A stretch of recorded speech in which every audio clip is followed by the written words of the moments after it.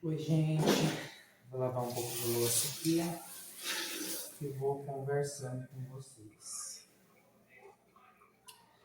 Ultimamente, tem muita gente falando de Deus, achando que entende sobre a salvação, sobre o certo e o errado. Só que é engraçado que as pessoas leem a Bíblia, mas eles leem a parte que eles querem ler. Eles leem a parte selecionada da Bíblia.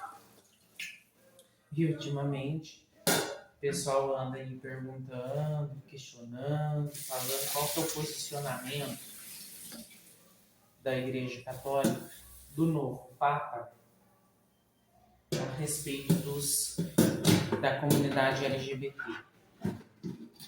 Gente, eu não sei, mas eu não sei, nunca vi pessoas homossexuais implorando para a Igreja Católica Romana realizar casamento homoafetivo. E o que o Papa diz respeito à cidade do Vaticano e diz respeito aos católicos.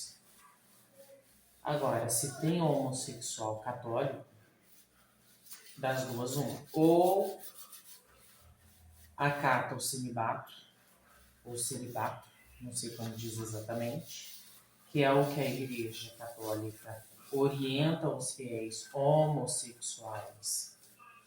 Ou se não, pula fora, gente. É simples. Eu sou daqueles, eu não piso onde eu não sou bem-vindo.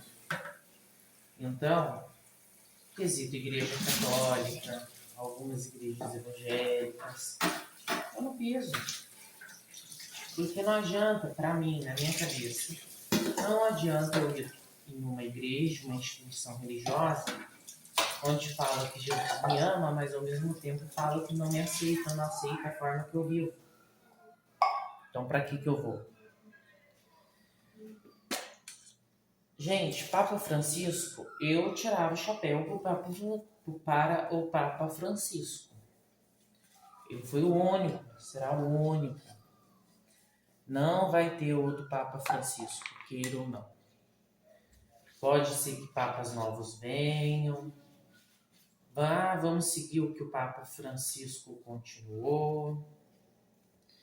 Gente, para mim, na posse do Papa Leão XIV, ficou muito bem claro, né, com as vestimentas e tudo mais. É um direito, faz parte da tradição católica utilizar daquelas vestimentas e tudo mais. Agora, os ideais do Papa Francisco, eu acredito que nenhum Papa vai seguir. Nenhum Papa vai seguir, gente. Papa que acolhe todo mundo, que ama todo mundo. Porque também não adianta eu falar que Deus ama todo mundo. E aí, quando eu tô falando de casamento. Casamento, gente, é um direito dos homossexuais. Você vai lá no cartório, tem todas as fases que tem que ter do casamento e você casa com a pessoa do mesmo sexo. Aqueles que dizem que não são a favor do casamento LGBT, é simples. Quando o homossexual pedir você em casamento, não case. É só não casar. E pronto, vida que segue. Sabe? Agora é um negócio de preocupar da forma que a pessoa vive, da forma que a pessoa deixa de viver. E aí querem entender da misericórdia de Deus. Gente, ninguém entende da misericórdia de Deus. Ninguém sabe o tamanho da misericórdia de Deus. E aí acham no direito de falar que tal pessoa vai para o inferno, que tal pessoa não merece o céu. Ninguém sabe.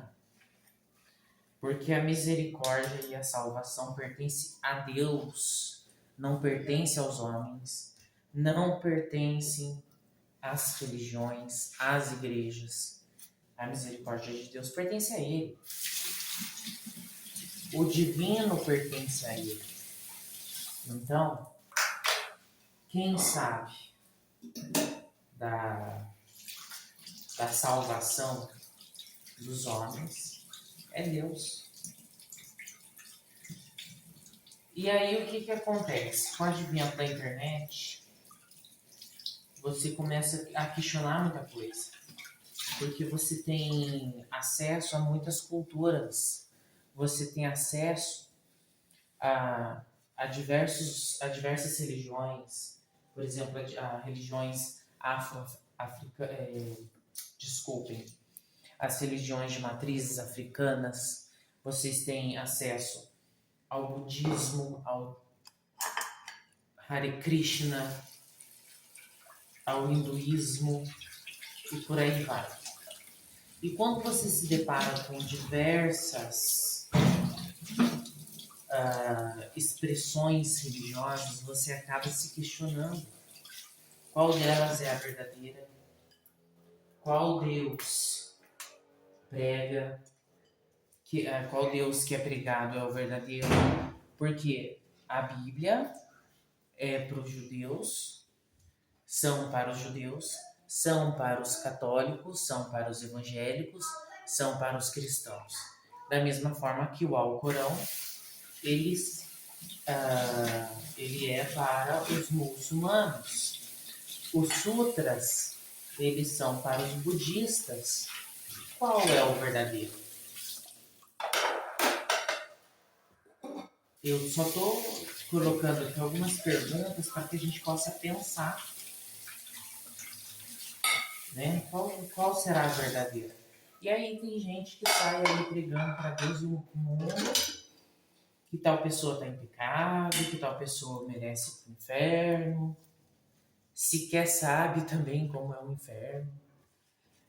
Aí tem gente que, alguns evangélicos, não todos, tem muito evangélico que trabalha de forma certa, honesta, da mesma forma que tem muitos padres que exercem a profissão de forma coerente, de forma honesta com os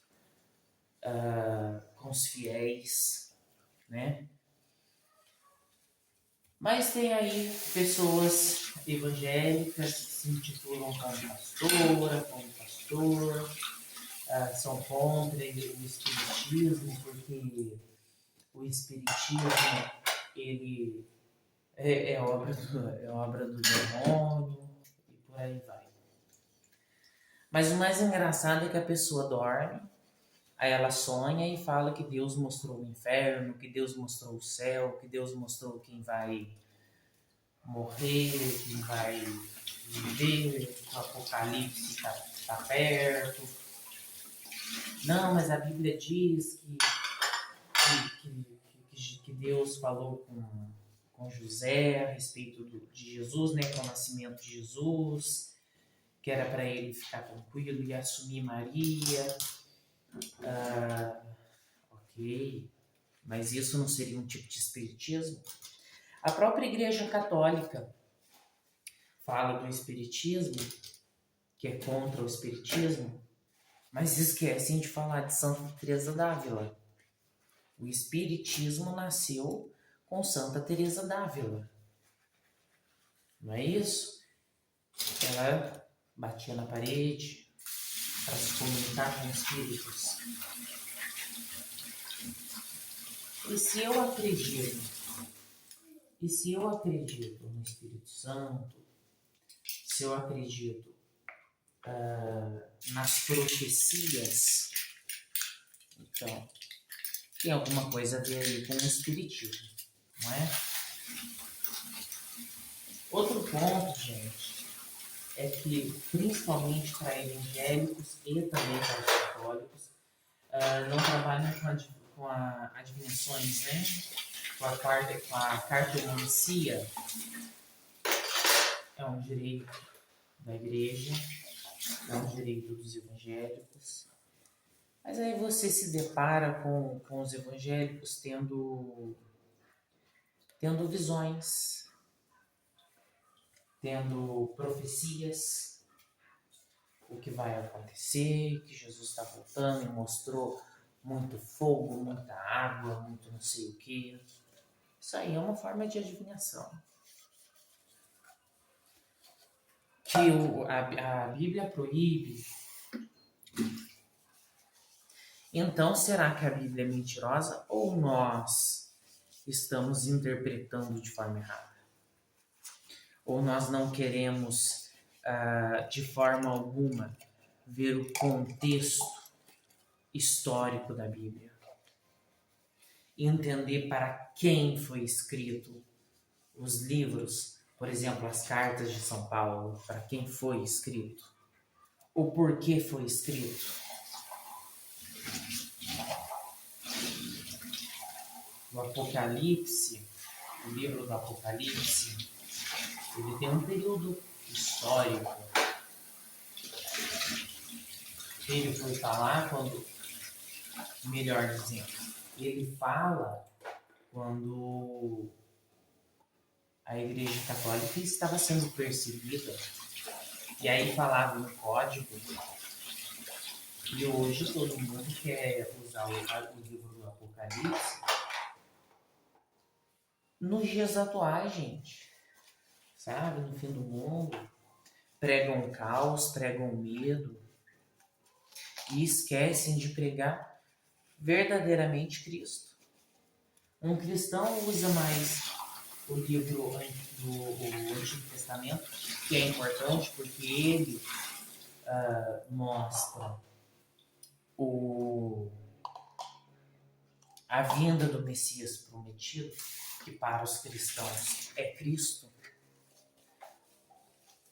Mas eu acredito que para um cristão, o que vale, o que tem maior peso, é o Novo Testamento. Né? São as feituras, são os milagres de Cristo.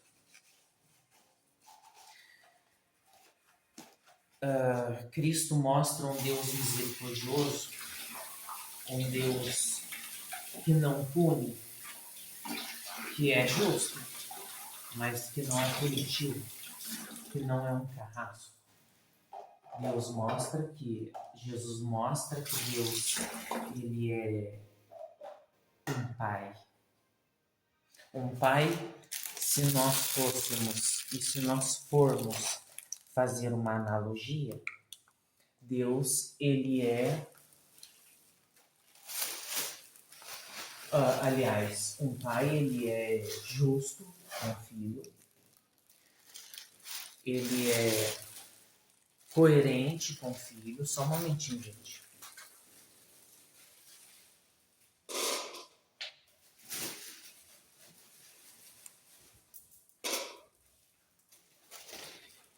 Ele é coerente com o filho. Muitas das vezes coloca de castigo, coloca para pensar, não é isso? Mas jamais um pai, e aí eu digo um pai, verdadeiramente pai, não abandona o filho. Um verdadeiramente pai não mata um filho. Pelo contrário, ele acolhe. Não está escrito na Bíblia sobre o filho pródigo? Vai, gasta tudo, a herança. E quando está na pior, o que Deus faz? O que o pai faz? Acolhe.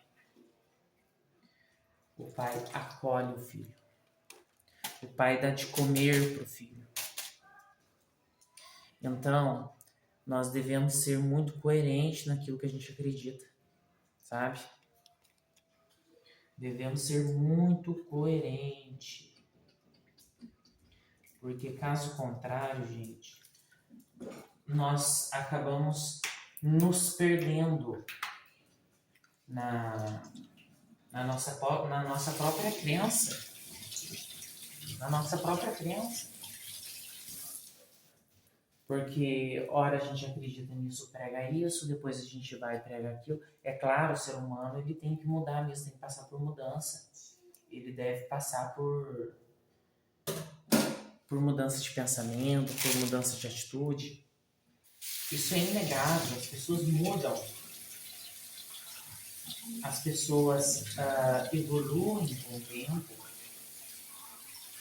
as pessoas que erram merecem sim perdão, tanto de Deus quanto na justiça dos homens. Mas nós temos que tomar cuidado com a incoerência humana, com a incoerência de crença. Eu, falando para vocês, eu acredito em um Deus misericordioso, em um Deus Pai. Eu acredito que eu não preciso frequentar igrejas, templos, para saber que Deus me ama, da forma que eu sou, da forma que eu nasci. E ponto final, é o que eu acredito. Entende? E falo para vocês o seguinte: deixem ser amados por Cristo, porque muitas pessoas se punem o tempo todo, porque são homossexuais, porque são isso, são aquilo, e ficam se punindo. E a autopunição, gente, não deixa você evoluir, não deixa você prosperar. E Jesus veio para dar vida e vida plena, ou seja, vida próspera, vida em abundância.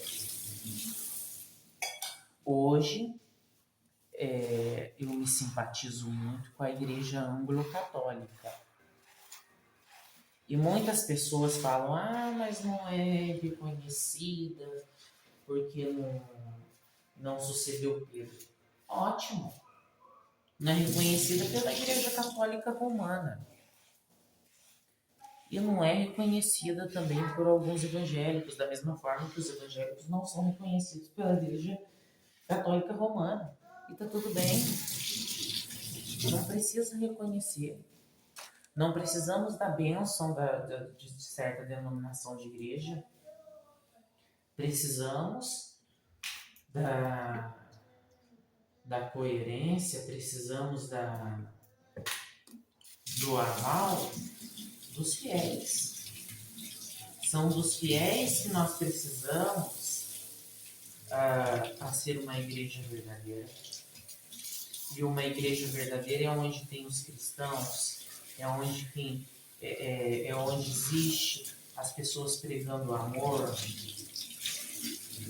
pregando respeito, pregando a responsabilidade, independentemente da crença, gente. Quem faz a igreja é o povo. Agora eu vou deixar de ser anglo-católico porque uma denominação católica excomungou, não reconhece porque não sucede Pedro. Fica aí uma questão minha, viu, gente? Tô dizendo eu como cidadão que tem direito de expressão. Eu não acredito que a Igreja Católica é sucedida por Pedro. Não acredito. Só porque uma palavra, aliás, só porque tem uma passagem que fala que tu és Pedro e sobre essa pedra eu fundarei minha igreja. Eu não acredito. E eu tenho o direito de não acreditar. Como muitas coisas que eu acredito, muita gente pode não concordar. E está tudo bem. Não precisamos causar guerra. Não precisamos gladiar um contra o outro. Não precisamos de guerras ideais ou guerras ideológicas.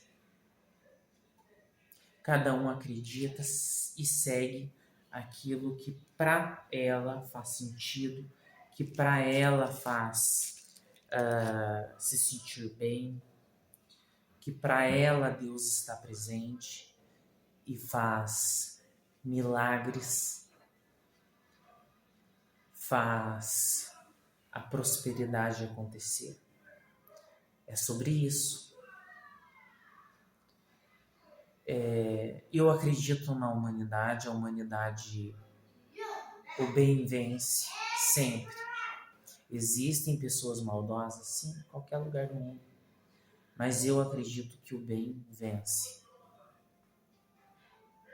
O bem vencerá sempre. Um beijo para todos vocês. Fiquem com Deus.